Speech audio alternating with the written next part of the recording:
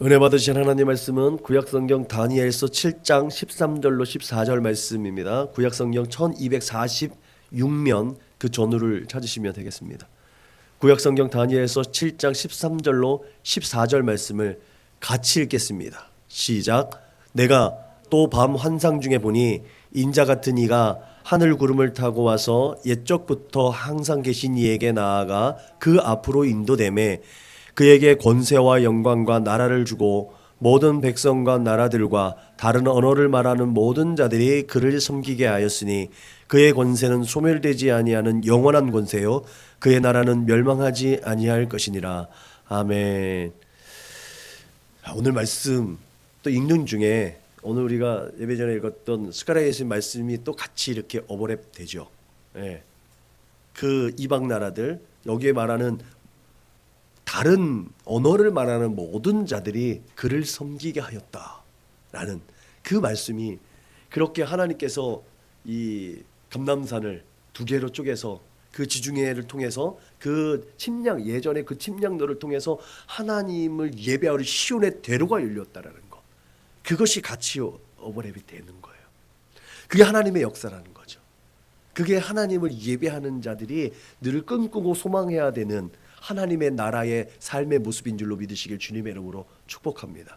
오늘 다니엘서를 통해서 하나님의 주권, 우리가 무슨 계획을 세우고 어떤 일을 꿈꾸고 무엇을 소원하든지 간에 오직 하나님의 뜻만이 세워지는 줄로 믿으시길 주님의 이름으로 축복합니다. 우리의 삶의 자리 가운데 내 생각과 내 마음대로 되는 것이 별로 없어요. 그런데 내 생각과 마음이 아닌 다른 방향에서 하나님의 뜻이 이루어지는 일들이 종종 이루어진다는 거예요. 되게 많이 이루어져요. 그게 어떨 때? 하나 되어질 때. 그게 중보의 힘이었다는 사실을 깨닫게 되는 줄로 믿으시길 바랍니다. 그래서 우리가 무엇을 하든지 가장 우선되어지는 건 오직 하나님의 뜻만이 세워진다. 이것은 하나님의 주권을 인정하는 우리의 믿음의 고백이 됩니다. 오늘 우리가 살펴볼 이 다니엘서에 있는 말씀도 오직 하나님의 주권, 하나님의 뜻만이 세워진다는 사실을 분명하게 깨닫게 되는 줄로 믿으시길 주님의 이름으로 축복합니다. 다니엘에 의해서 하나님께서 택하신 민족, 하늘을 지으시고 이 세상 만물을 지으셔서 이 삶 가운데 그 역사를 주관하시는 하나님, 모든 신 위의 신이신 하나님, 만유의 주 되신 하나님, 그 하나님이 택하신 민족들이 이방인 야만인과 같은 바벨론에게 사로잡혀가는 역사가 담겨진 게 다니엘서잖아요. 무려 3번에서 4번 포로로 잡혀갔다가 또 다시 돌아오는 역사가 이제 이후에 있겠지만, 그런 어처구니 없는 역사, 근데 그 안에서도 선민 이스라엘이 어떻게 하나님을 모르는, 하나님을 배반하고 하나님을 멸시하는 그들에게 잡혀갈 수 있냐는 신학적 물음과 딜레마에 빠진 그 백성들에게 하나님이 말씀하시는 것, 그곳에서도 내가 너희를 붙잡고 있을 거야. 그곳에서도 내가 너희를 보호할 거야. 그 메시지가 다니엘이고, 그 메시지가 에스겔이고, 그 메시지가 에스라이고, 그 메시지가 에스더의 역사인 줄로 믿으시길 주님의 이름으로 축복합니다. 그 안에 포로 잡혀갔던 그 인생들이 하나님의 백성, 하나님의 인도하심과 하나님의 그 능력으로 그들이 계속해서 보호받고 그들이 섬기는 하나님을 그곳에서도 섬길 수 있도록 해주신 하나님의 은혜, 그곳에서 하나님께서 연단하고 그곳에서 다시 하나님의 사람들로 다시 빚어줘서 유대인으로 다시 하나님께서 갱신시켜 주신 하나님의 은혜, 그렇게 새로운 하나님의 백성들로 세워가신 하나님의 놀라신 계획과 은혜가 이 안에 있었다는 사실을 우리는 깨닫게 되는 줄로 믿으시길 주님의 이름으로 축복합니다. 그렇게 세상의 질서는 하나님의 섭리 안에 국한되어져 있다는 거죠. 띄어야 벼룩이라고 얘기하죠. 하나님의 경륜, 하나님의 계획 안에 모든 세상의 질서는 있다는 거죠. 아무리 바벨론이 왕성했다 할지라도, 아수르를 무너뜨렸다 할지라도, 또 바벨론을 무너뜨리고 메대와 바사가 제국을 일으켰다 할지라도, 메대와 바사를 무너뜨리고 헬라의 알렉산더가 큰 광활한 대지를 이루었다 할지라도, 그 하나님의 성전을 더럽히는 그 셀류코스나 그 헬라 제국이 그렇게 들불처럼 일었다 할지라도, 그들을 무너뜨리고 로마 제국이 천을 왕국을 세웠다 할지라도, 오직 하나님의 거룩하신 뜻만이 세워지고 하나님의 나라만이 영원하다는 사실을 우리는 분명히 깨닫고 기억해야 될 줄로 믿으시길 주님의 이름으로 축원합니다. 하나님의 거룩하신 뜻, 그렇게 하나님의 나라는 영원할 줄로 믿으시길 바랍니다. 그것이 다니엘서에서 담겨져 있는 하나님의 진리입니다. 이방인의 손에 끌려가 잡혀가 비참하고 억눌린 상황 가운데 그들이 놓여지겠지만 그럼에도 불구하고 하나님의 주권적인 역사와 섭리 가운데 이기는 자로 세워진, 궁극적으로 하나님의 온전한 백성으로 세워진다는 것이 결국은 이 안에 담겨진 비밀입니다. 그렇게 다니엘서를 대하는 우리의 마음, 우리는 오직 하나님의 뜻만을 보고 우리의 믿음을 더욱 강화시켜 나가야 될 줄로 믿으시길 주님의 이름으로 축복합니다.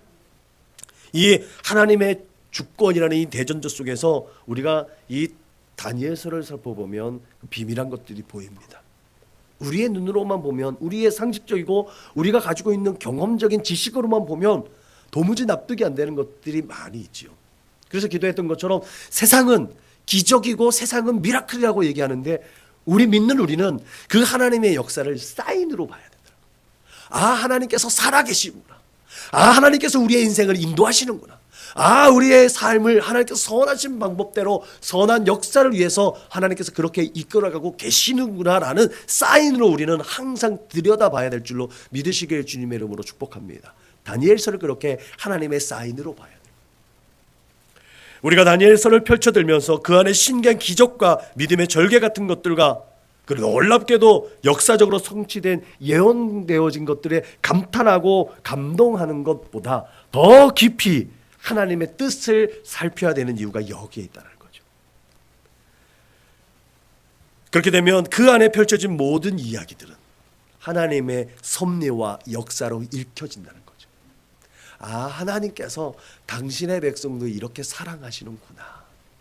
아, 하나님께서 당신의 백성들을 이렇게 당금질 하시는구나. 이 말은 지금 이 시대를 살아가는 우리의 삶의 자리 가운데 아, 내가 하나님의 백성이지, 내가 하나님의 자녀이지, 하나님의 나라, 그 거룩한 나라를 상속받을 자지, 그 거룩한 나라를 상속받기 위해서 아, 내가 거룩하게 구별되어야 되는구나.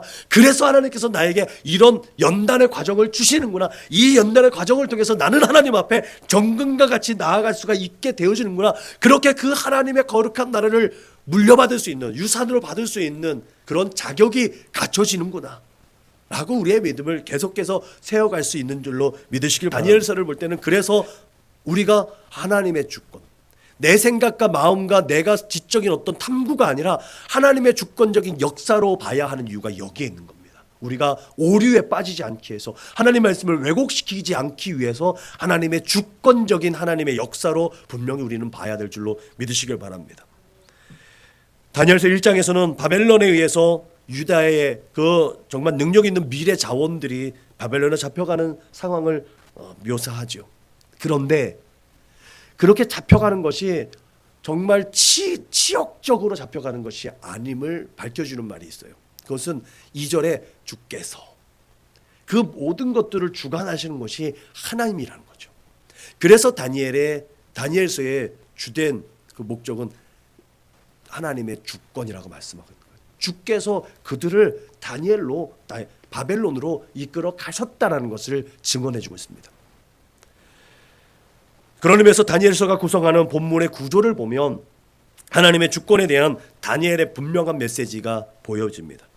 다니엘서는 1장부터 6장까지 역사적인 부분입니다. 그래서 하나님을 인정하는 자와 하나님을 인정하지 않는 자의 이 갈등 속에서 어떻게 하나님께서 하나님을 인정하는 자들을 구원하고 하나님을 인정하지 않는 자들을 돌이켜 세우시는지를 명백하게 보여줍니다.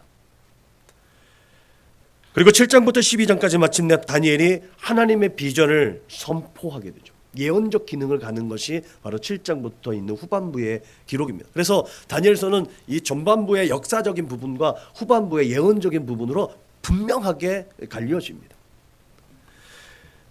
그런데 그 안에서도 히브리어로 되어져 있는 부분이 있고 그 안에 또 아람어로 되어 있는 부분이 있어요. 흔히 아람어는요, 예수님이 이제 신약 성경에서 그 대중들에게 편안하게 우리가 말하는 시장 언어라고 얘기하는 누구나 들어서 알 수 있는 거, 어떤 사람이 지적인 것 가지고 그것을 탐구해서 그것을 이해해야만 알아들을 수 있는 말이 아니라 모든 사람들이 그냥 비유해서 예수님이 천국을 비유할 때 말씀하실 때 비유로 말씀하셨던 것처럼 누구나 다 알아들을 수 있게 했던 언어가 아람어예요. 그러니까 다니엘서도요. 사람들이 볼 때 그 비밀한 것들을요. 그 안에 2장부터 역사서에 있는 부분에서 7장 예언서로 막 들어가기 시작하는 그 예언서의 서론 부분은요. 아람어로 되어 있어요. 그래서 누구나 다 이 내용을 잘 알 수 있는 거예요. 그리고 뒷부분, 앞에 부분과 뒤에 이제 후반부의 내용은 히브리어로 돼서 뭔가 비밀한 것들을 학자들에 의해서 비밀한 것을 깨달은 자리에서 성령이 충만한 자들이 그것을 또 계시로 받아서 풀어낼 수 있도록 히브리어로 기록되어져 있다고 하죠. 그렇게 아람어 단락에서 누구나 다 이해하고 들을 수 있는 그 단락에서는 강하게 하나님의 주권적인 통치가 담겨져 있습니다. 그 중심 메시지가 이렇다는 거예요. 죄값으로 포로가 되었지만 범죄에서 하나님을 배반하고 하나님을 떠난 그 죄값으로 비록 포로지로 끌려가는 포로 신세지만 그럼에도 불구하고 그 백성을 핍박하는 자들을 보복하시는 하나님, 또 그 백성들을 회복해 주시는 하나님, 그 내용이 그 아람어 본문에 담겨져 있다는 거예요. 우리 일반 하나님의 사람들은, 하나님의 백성들은 그것만 알면 되는 거 아니겠어요? 하나님이 어떠한 신학적 메시지를 우리에게 전해주고 하나님께서 어떠한 능력과 권세를 따를 거라는 것은 둘째치고 내가 하나님 앞에 범죄했을 때 내가 회개하면 하나님께서 나를 받아주시고 내가 회개한 하나님의 백성을 누군가가 계속해서 괴롭히면 그들에게 보복하신 하나님, 원수를 갚아주시는 하나님, 그렇게 나를 거룩하고 아름답게 빚어주시고 나를 이끌어 가시는 그 하나님이 우리 1차적으로 그 지식만 있으면 되는 거 아니겠습니까? 그게 다니엘서에 있는 아람어 본문의 내용이라는 거죠. 그렇게 하나님의 은혜를 깨닫고 이 세상의 역사가 하나님의 섭리 가운데 있다는 것을 분명하게 보여주는 것이 그 아람어 본문 다니엘서의 중심 내용이라는 거죠. 그렇게 이스라엘 역사 가운데 가장 어렵고 암울한 시기를 배경으로 하고 있는 다니엘서 본문은 그 안에 담겨진 하나님의 주권과 하나님의 돌보심은 비록 하나님이 약속하신 땅, 그 믿음의 조상들에게 주신 그 땅이 아닌 포로지에 가 있는 그들에게 끊임없이 소망과 희망을 주는 메시지였더라. 하나님께서 여기에도 계시는구나.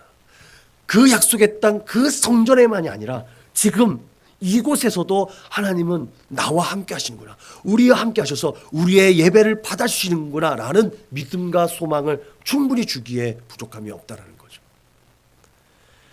그렇게 우리의 무지하고 어리석은 선택 속에서도 하나님은 끊임없이 우리를 사랑하시고 섭리하셔서 그 모든 것을 통해 하나님께로 돌아오게 하시고 어찌하든지 하나님께 영광을 올려드릴 수 있는 예배자로 감사함으로 감사의 제단을 쌓을 수 있도록 그렇게 감사함으로 하나님을 영화롭게 한 자들을 또한 영화롭게 하시려고 준비하고 계시다는 사실을 기억하시길 주님의 이름으로 축복합니다. 이게 그 누구도 부인할 수 없는 하나님의 사랑이고 하나님의 주권적인 역사와 섭리입니다. 그렇게 하나님의 주권이라는 하나님의 대전제 속에 그 뒤에 나오는 비밀한 것 70일에라는 것을 살펴보면 또 그 안에 하나님의 큰 은혜가 있는 줄로 믿으시길 바랍니다. 이것이 아까 얘기했던 잘못 풀면 왜곡되고 이단과 사이비로 흘러갈 수 있는 아주 중요한 신학적 딜레마거든요. 70일에 우리가 유심히 관찰하고 생각해야 할 부분이 바로 이 다니엘의 70일에입니다. 70일에 때문에 이단들이 많이 발생합니다. 그렇기 때문에 이 예언은 바로 직면한 문제와 또 앞으로 되어질 일들을 복합적으로 포함하고 있다는 것을 우리가 기억해야 됩니다. 그래서 누군가가 예언한다고 했을 때 그것이 아주 먼 얘기로만 얘기한다면 의심을 해봐야 돼요. 그 예언이 지금 이 자리에서 어떻게 적용되고 있는지를 살펴보고 그것이 미래에 어떻게 반영될 것인지를 우리가 분별해낼 수 있어야 돼요. 물론 현실의 문제에 그것이 딱 들어맞는 경우가 그렇게 흔치 있지 않아요. 그러나 미래도 오늘이라는 이 현재를 반영하지 않고 미래가 없기 때문에 오늘을 반영한 미래에 대한 것, 그것이 분명히 우리 안에서 분별되어야 될 줄로 믿으시길 주님의 이름으로 축복합니다.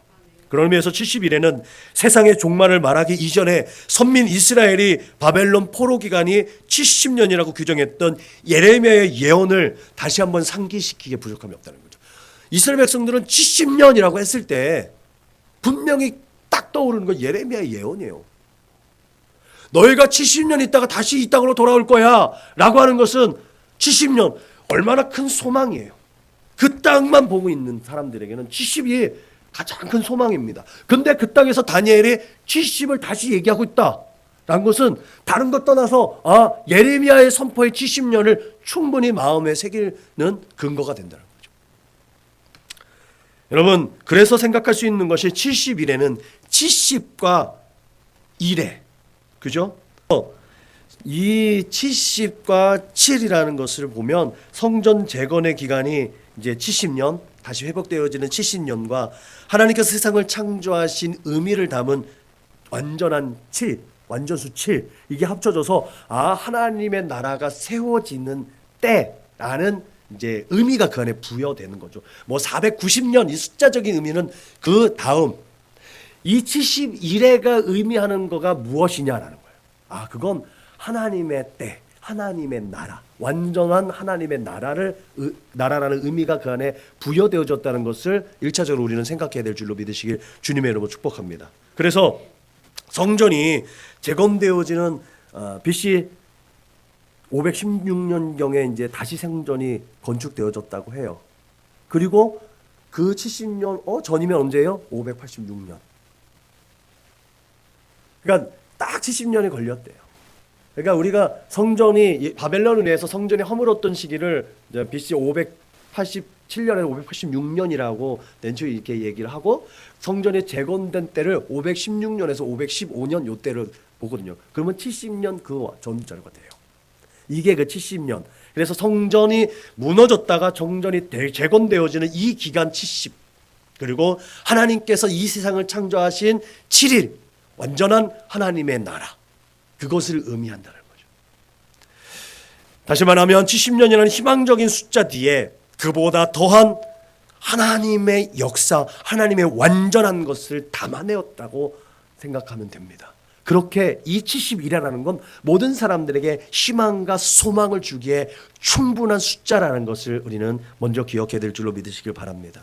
특별히 이 말씀은 400년간 암흑기 속에서 좌절해야 했던 구약과 신약 사이에 중간기에 있었던 신자들에게는 또 위로의 메시지가 됩니다. 그리고 그 약속은 예수 그리스도를 통해서 실현됩니다. 그리고 또 우리 주님을 기다리는 우리에게 또한 그 근거가 되는 줄로 믿으시길 주님의 이름으로 축복합니다. 그래서 이 71회라는 숫자적 상징, 이것이 영원하신 하나님, 완전한 하나님의 그때라는 것이 그 71회에 적용되어져 있다는 그 의미가 부여되어져 있다는 것이 공통적입니다. 그래서 구약의 선지자들이 공통적으로 선포하여지는 야훼의 날과 무관하지 않다라는 거예요. 그 야훼의 날과 무관하지 않다면 우리 주 예수님의 재림의 날과 또한 무관하지 않다라는 거죠. 그래서 71회는 오늘을 살아가는 우리에게 희망과 소망이 되는 숫자이고 기간인 줄로 믿으시기를 주님의 이름으로 축복합니다. 그 야훼의 날, 하나님께서 작정하시고 준비하고 계신 그 심판의 날이 이를 때에 초림의 주를 영접했던 목자들과 이방인에서 온 그 손님들과 같이 우리가 또한 재림의 주님을 기쁘게 맞이할 수 있기를, 그렇게 재림의 주님을 영접할 수 있기를 주님의 이름으로 축복합니다. 그렇게 70은 완전수인 7과 완전수인 10이 합쳐진 숫자라는 사실도 우리는 또 한번 되새겨볼 필요가 있는 줄로 믿으시길 바랍니다. 완전하신 하나님, 영원하신 하나님. 그래서 이 70은 영원하신 하나님을 또한 상징하기도 합니다. 그 영원하신 하나님께서 하나님의 약속하신 것을 완전히 이루는 그것, 그게 우리에게 선언되어졌다는 사실을 기억하시길 주님의 이름으로 축복합니다. 그래서 이 71회를 다른 사람들이 막 이상한 걸로 풀을 때 현혹되지 마시기를 바랍니다. 71회는요, 하나님의 영원하심과 하나님의 주권과 하나님이 다시 세우실 하나님의 나라를 의미한, 다른데 현혹되지 않는 우리 사랑하는 선한 목자교회 믿음의 거룩한 권속들이 되시기를 주님의 이름으로 축복합니다. 그렇게 하나님의 주권을 인정하는 신자는 날마다 하나님 앞에 세워지는 줄로 믿으시길 바랍니다. 그것 또한 오늘 이 다니엘서를 통해서 하나님 우리에게 말씀해 주시죠. 다니엘이 하나님의 거룩한 역사 가운데 하나님의 뜻을 쫓아서 어쩌든지 하나님의 거룩하심을 드러내기 위해서 그곳에서도 몸부림쳤던 인물 아니겠습니까? 다니엘을 보면 하나님의 주권을 인정하고 하나님의 섭리에 순종했던 전형적인 하나님의 사람의 모습을 볼 수 있어요. 다니엘은요, 그곳에 가서 그곳에 있는 규율과 법칙대로 이제 순종하며 순응하며 살 수도 있는데 하나님의 거룩하심을 드러내기 위해서 뜻을 정하였다. 하나님 중심으로만 내가 살겠다. 그 신전에서 나온 음식들 먹지 않아도 내가 더 유능하게 그 나라에서 요구하는 삶을 살아낼 수 있다라는 것을 몸소 보여줬다는 거죠. 그게 1장에 나오는 말씀 아니겠어요? 다 산의 진미, 왕이 내리는 산의 진미를 안 먹어도, 풀떼기만 먹어도 기름이 좔좔 흐르는 건강한 모습으로 그의 삶을 드러내었던 다니엘의 삶. 그게 뜻을 정하였기 때문에 이루어진 일인 줄 믿으시길 바랍니다. 내 뜻이 아니라 하나님께 내 뜻을 고정시켰다는 거예요. 그렇게 하나님 백성답게 믿음과 정절을 포기하지 않는 사람, 그 사람에게 주시는 하나님의 은혜와 역사가 있음을 믿으시길 바랍니다. 다니엘이 하나님께 내 뜻을 정하였다는 사실을 그가 그의 기도 가운데 잘 나타내주고 있지요. 주여 들으소서, 주여 용서하소서, 주여 귀를 기울이시고 행하여 주소서, 지체하지 마옵소서. 이걸 뭐라고 불렀어요? 주여 삼창의 비밀. 매일 얘기해도 매일 새롭죠. 다니엘서 9장 19절에 있는 말씀. 그것이 다니엘이 하나님 앞에 뜻을 정하였기 때문에 고백할 수 있는 거예요. 우리가 주님의 성호 세 번 부르고 기도할 때 그때 그 뜻을 하나님 앞에 고정시키는 거 아니겠습니까? 내 것은 다 포기되어지고 하나님만의 뜻만이 세워지기를 원합니다. 하나님, 나는 아무것도 할 수 없는 존재예요. 나의 모든 연약한 것들을 주님 용서하시고 내 기도를 들어주셨사오니 내 뜻 가운데, 나의 삶자리 가운데 하나님의 뜻만이 세워질 수 있도록 인도하여 주옵소서. 내가 이같이 말하여 기도하며 내 죄와 내 백성 이스라엘의 죄를 자복하고 내 하나님의 거룩한 산을 위하여 내 하나님 여호와 앞에 간구할 때에 하나님의 이상과 하나님의 역사가 드러났다는 것이 다니엘의 고백입니다. 이렇게 하나님의 주권을 인정하는 방법 중 하나가 기도하는 것입니다. 제가 기도가 뭐라고 그랬어요? 하나님의 살아계심을 인정하는 거라고 그랬죠. 그것이 첫 번째입니다.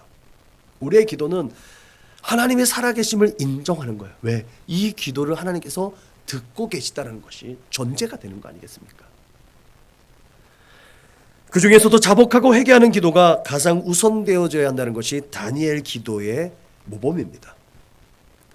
다니엘의 기도를 알려진 9장에서는 다니엘이 내 하나님 여호와께 기도하며 자복하여 이르기를 하면서 기도를 시작하고 있다는 것이 전제, 우리가 본받아야 할 모범적인 기도인 거죠. 그가 하나님께 기도하며 간구하기를 결심한 후에 시작한 것이 바로 그렇게 자복하는 기도였다는 거예요. 그의 기도의 내용은 자신들이 하나님의 말씀에 순종하지 않아서 그 결과로 이방인들에게 포로로 끌려왔다는 것을 전제로 하고 있죠. 그렇게 수치를 받는 것이 하나님께 범죄하였다는 것을 인정하면서 자신의 부족함과 연약함과 죄인됨을 고백하는 것이 다니엘의 기도였습니다. 그렇게 뜻을 정해서 하나님 앞에 기도하는 다니엘, 자신은 죄가 없다고 하나님 앞에 말할 수 있지 않았겠어요? 하나님, 저는 그 땅에서도 하나님 너무나 잘 믿는 사람 아니었습니까? 제가 왜 여기 왔는지 저는 이해가 안 돼요 라고 기도할 수 있는 게 다니엘 아니었을까요?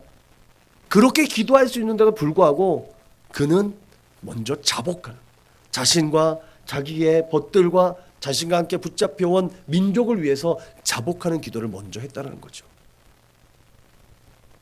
다니엘이 계속해서 우리가 하나님 말씀한 것을 듣지 않았습니다. 주께 죄를 범하였습니다. 주께 범죄했습니다.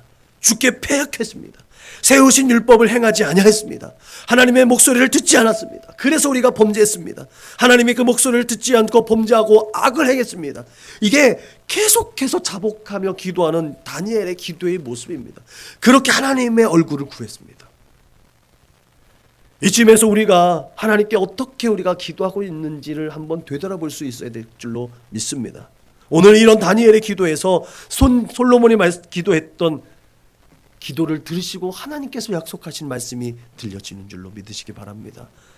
그래, 내 이름으로 일컫는 내 백성이 그들의 악한 길에서 떠나 스스로 낮추고 기도하여 내 얼굴을 찾으면 내가 하늘에서 듣고 그들의 죄를 사하고 그들의 땅을 고칠지라. 요한도 말하기를 만일 우리가 우리의 죄를 자백하면 그는 미쁘시고 의로우사 우리의 죄를 사하시며 우리를 모든 불의에서 깨끗하게 하실 것이요 라고 선언하고 선포하고 증언한 줄로 믿으시길 바랍니다. 그러므로 여러분, 결국 다니엘에게 지혜를 주시고 그 모든 쇠파를 헤쳐나갈 힘과 능력과 지혜를 주시며 그 먼 미래를 내다볼 수 있게 하는 그런 해안과 비전을 보여주셨다는 것은 결국 하나님께서 하나님의 주권을 인정하고 그 섭리에 순종한 그 사람을 복되게 하신다는 그 말씀이 다니엘에게 적용되어졌다는 것을 우리에게 분명히 보여주고 있다는 사실을 기억하시길 바랍니다. 분명한 것은 그렇게 하나님 앞에서 항상 부족하고 연약한 존재의식, 나의 연약함을 하나님 앞에 고백할 때 우리는 끊임없이 하나님 앞에 정결하기를 힘써야 된다는 사실도 기억하시길 주님의 이름으로 축복합니다. 그러면서 우리가 하나님의 날개 그늘 아래 평안히 거할 때에 우리는 그의 은혜와 긍휼을 맛보게 될 줄로 믿으시기를 주님의 이름으로 축복합니다. 결론적으로 끊임없이 얘기했듯이 다니엘서를 통해서 다니엘을 통해서 우리에게 주시는 하나님의 목적, 성령 하나님의 목적은 분명하죠. 하나님의 주권을 인정하라는 거예요. 이 말은요, 우리가 삶의 자리 가운데 하나님의 주권을 인정하지 않는 때가 너무나 많다는 것을 또 반영하고 있는 말이에요. 매일매일 내가 주인 되어지고 때로는 나의 남편이, 나의 아내가, 내 아들과 딸이, 나의 삶의 직장과 나의 삶의 자리가 하나님보다 우선되어지는 것들이 너무나 많이 비롯되어진다는 것들을 우리는 인정할 수밖에 없음을 믿으시길 바랍니다. 그 모든 것, 하나님보다 더 소중한 것들을 내려놓은, 어쩌면 하나님보다 더 소중하게 여길 수 있는 그 갖가지, 예수님은 이것을 보물이라고 말한 것 같습니다. 그 보물을 하늘에 쌓아두라고 말씀하신 줄로 믿으시길 바랍니다. 그 하늘에 쌓아둠으로 말미암아 영원하신 하나님 앞에 올려드려줘서 우리가 또 하나님께서 우리의 것을 거저받으시지 않는다는 것을 아신다면, 우리가 하나님께 드림이 되어서 하나님께서 우리에게 30배, 60배, 100배, 1000배, 만배로 갚아주실 것을 믿는다면, 우리가 올려드린 그 보물은 우리의 삶의 자리 가운데 하나님의 거룩하심을 덧입어서 다시 부어짐을 믿으시길 주님의 이름으로 부탁드립니다. 그때 내 남편과 내 아내와 자녀들, 나에게 있는 그 수많은 보물들은 하늘의 가치를 담은 거룩하고 존귀한 것들로 새롭게 보여지고 받아들여지고 우리의 삶 가운데 활용되어질 줄로 믿으시길 주님의 이름으로 축복합니다. 이게 더하여 주시는 은혜와 축복임을 믿으시길 바랍니다.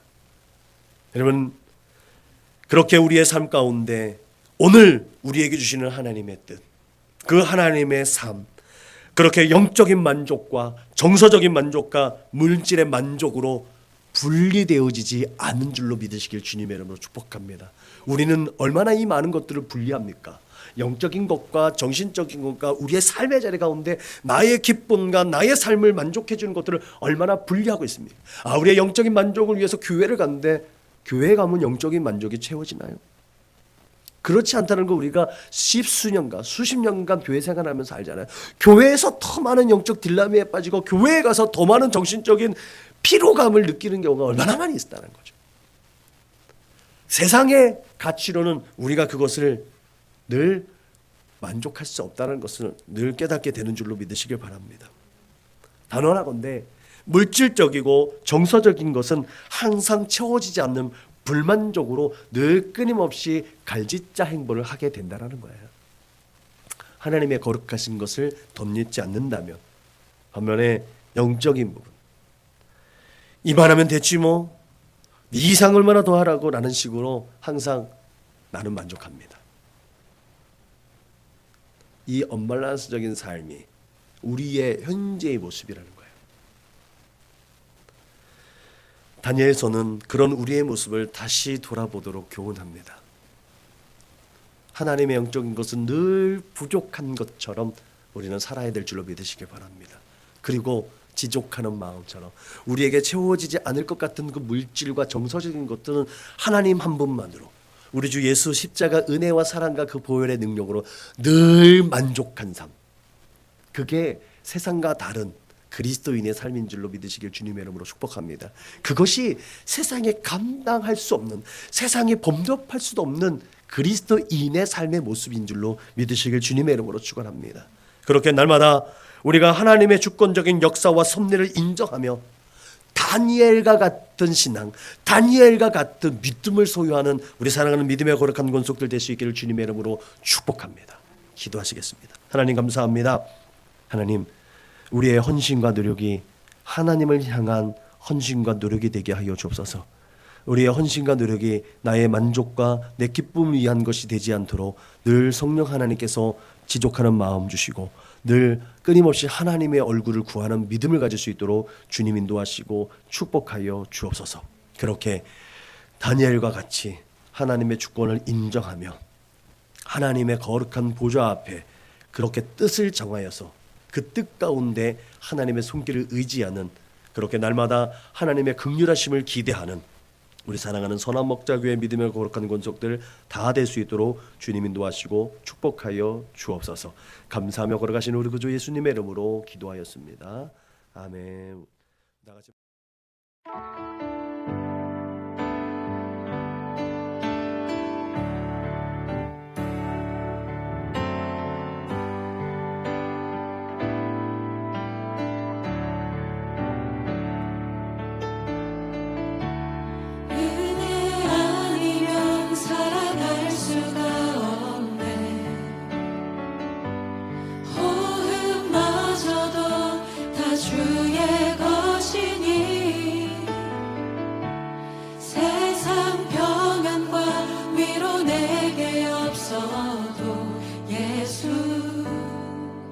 오직 예수뿐이네.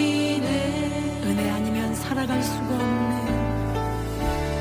은혜 아니면 살아갈 수가 없네.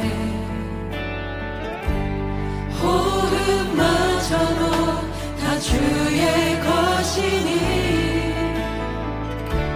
세상 평안과 위로 내게 없어도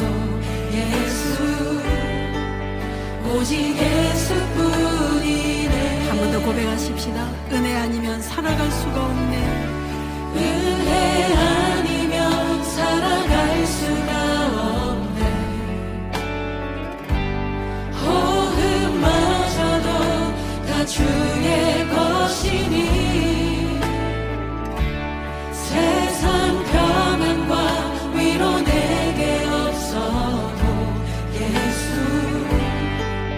오직 예수뿐이네. 그 신 계획 다 볼 수도 없고 그 신